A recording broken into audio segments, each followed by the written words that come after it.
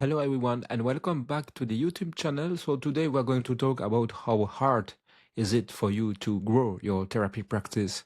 So if you are a therapist and growing your practice feels much harder than it seems to for other people, then I want to start by telling you something really important. It doesn't automatically mean that you are lazy or not disciplined enough, and it doesn't automatically mean that you are bad at business, because for many therapists the reason growth feels so hard is much deeper than that, because a lot of therapists live with this quiet frustration of thinking, I know what I should do, but I am still not doing it. So, you could improve your website, you could be more visible, you could talk more clearly about your work, and you could take more consistent action. And yet, something keeps blocking you. So, naturally, you start assuming that the problem must be you. But often, that is not the real story. So, many therapists think they have a motivation problem, as a lot of people think that. But therapists tell themselves that they are procrastinating, hesitating, overthinking, or just not confident enough.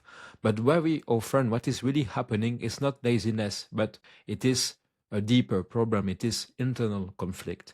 So you want a fuller practice, obviously, but you do not want to sound pushy. You don't want to sound salesy, and you want more financial stability, obvious again, but you feel uncomfortable caring too much about money. You want to be visible, and it's also obvious nowadays, but you do not want to feel self-promotional. You want your practice to grow, but you are afraid that growth might somehow make you less genuine, less caring, or less ethical as well. And in the end, you are afraid that you would break your values. So now you are pulled in two directions. One part of you wants growth, and another part of you wants safety, integrity, and emotional comfort as well. And when those two parts are not aligned, then every simple action can start to feel heavy. So this is also why so many business tasks feel much harder for you than they look from the outside. Because writing your website is not just writing your website. Because writing your website consists of answering many questions. How do I describe myself without sounding fake? How do I talk about results without overpromising? And how do I make myself visible without feeling uncomfortable? So posting online is not just posting online as well. It becomes, what will people think of me? Will I sound self-important? Will I seem too commercial? Will this still feel like me? So even something like raising your fee can also feel deeply emotional, because it is not just about money in the end. So it touches worth, guilt, identity, and the fear of being judged.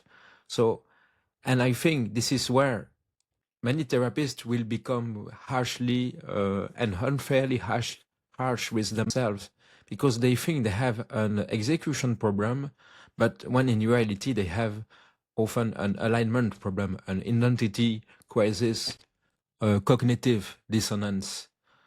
So having an execution problem and having an alignment problem are not the same thing.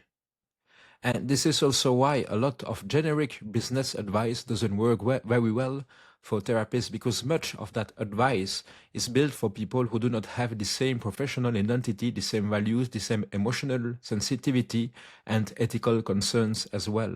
So therapists are often highly thoughtful, highly relational, and highly values driven. So if the advice feels too aggressive, too pushy, too performative, too loud, or too salesy, then it will create resistance, it will create cognitive dissonance. And even if the strategy did work for someone else or for other types of practices or business, it may still feel wrong in your body, in your head, wrong in your voice, and wrong in your work as well.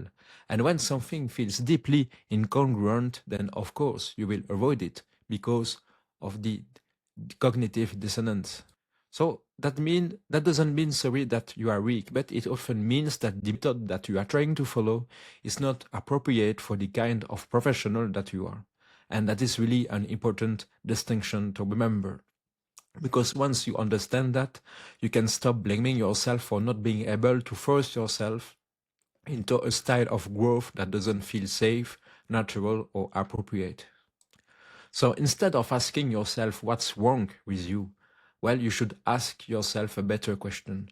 What would growth look like if it felt aligned, ethical, and sustainable for me? And that question will change everything, because maybe visibility becomes education instead of self-promotion. Maybe your website becomes clarity instead of marketing pressure. Maybe talking about your work becomes an act of service instead of an act of ego. And maybe business stops feeling like something that competes with your values and start becoming something that supports the work that you care about. So that is when your growth will start to feel lighter. Not effortless all the time, but lighter, clearer, and more possible as well. Because you are no longer trying to grow through force. You're no longer trying to fight yourself. You are trying to grow through alignment. So I hope that if growing your therapy practice has felt strangely difficult, I hope that this video gave you a little and different way to understand that, because you are not lazy and you are not incapable. And I think that you are already working a lot to grow your practice, but the problem in general is a deeper internal conflict. So the problem might be the fact that you are trying to grow in a way that doesn't yet feel safe, aligned, or sustainable for you as well. And once that will change, then everything can start to feel more workable. So let's see each other for the next video. Goodbye.